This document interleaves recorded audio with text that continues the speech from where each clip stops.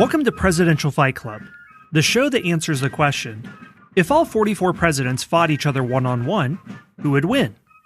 Hosted by two history professors who have too much time on their hands, Scott Rank and James Early.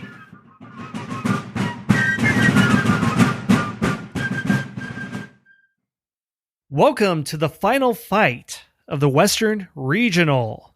We've seen a lot of bloodied, bruised bodies of presidents. Don't want to say they're dead, but they're hurting on the ground, some knocked unconscious, especially our weaker presidents like Herbert Hoover, Bill Clinton, Nixon. Our tougher presidents also bowed out, Grant, George, Herbert Walker Bush. Now we're getting to the cream of the crop. Eisenhower versus Reagan. We've sung the praises of these two multiple times. Let's do it one more time. James, how does Ike win it all? Well, I don't know what we could say about Ike other than what we've already said, but for the benefit of those who may not have been listening to our earlier episodes, once again, Eisenhower was very much involved with his fists. We'll put it that way. He loved to get in fist fights. He loved to box.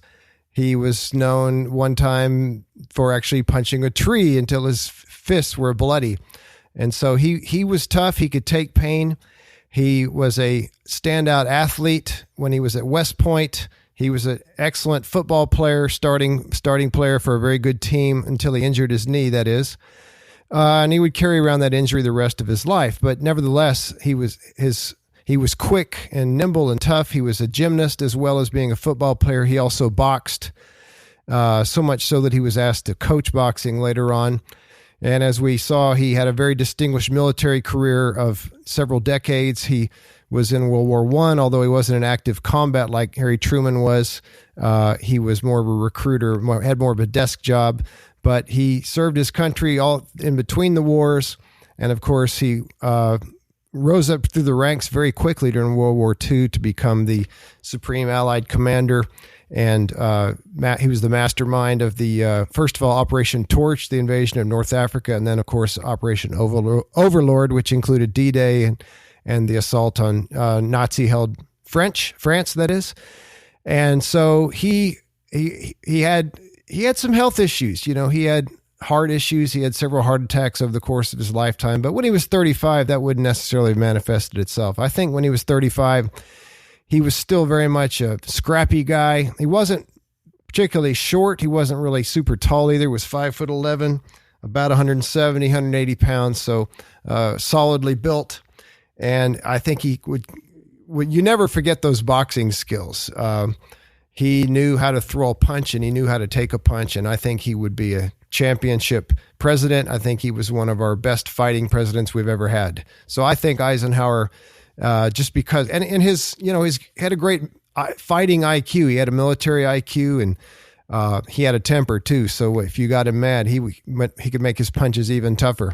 So because of all that, I think Eisenhower is going to go he's going to go all the way. He's going to win, I think.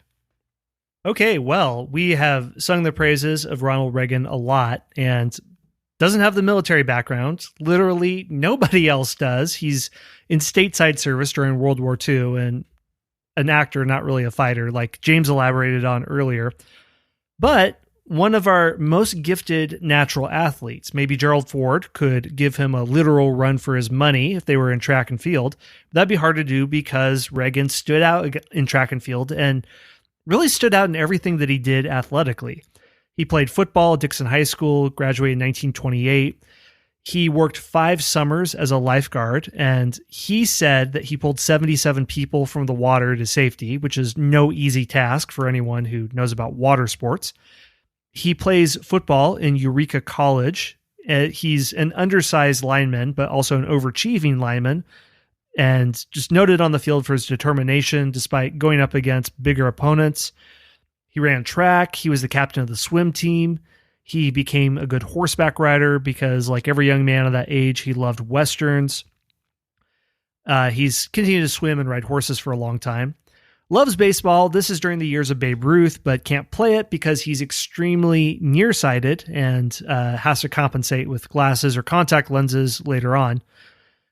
So that's why he was prevented from bringing a baseball bat to the fight the way that Bush 41 would be able to do. Another factor that we haven't mentioned about Reagan, since we've said a lot about his athletic abilities, I don't know when this fight is taking place, but if Jupiter and Saturn are in alignment and the astrological conditions are just right, this could really put him over the edge. So Nancy was a big fan of astrology, and Reagan even let his schedule be influenced by an astrologer who consulted Mrs. Reagan, probably as a way to smooth out any marital conflict, but he denied that any policy issues were ever based on astrology, so we have that to be grateful for during the Cold War. So if the planets are properly aligned, then Reagan is going to carry the day due to his incredible physicality and all the things that James mentioned. Doctor said as a 70-year-old man had the body of a 30-year-old bodybuilder, gains muscle in the White House, chops wood into his 70s. He could probably beat up many of these people as a 70-year-old man as these different presidents when they were in their mid-30s. But is that enough to take out Ike? James, who is the grand champion of the Western Regional as we do the drum roll? Well, Ronald Reagan is taller. He's definitely physically stronger. He could probably lift more weight than Eisenhower. He was a better swimmer.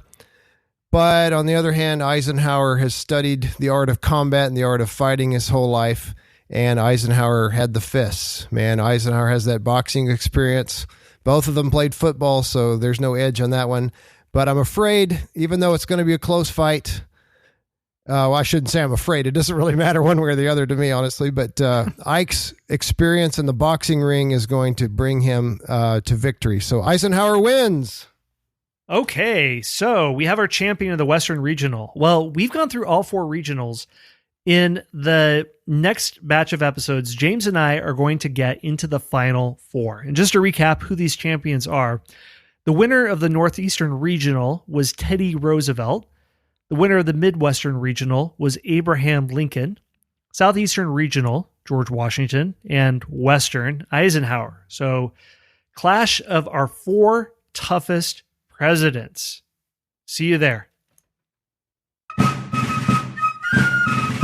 Thanks for listening to Presidential Fight Club.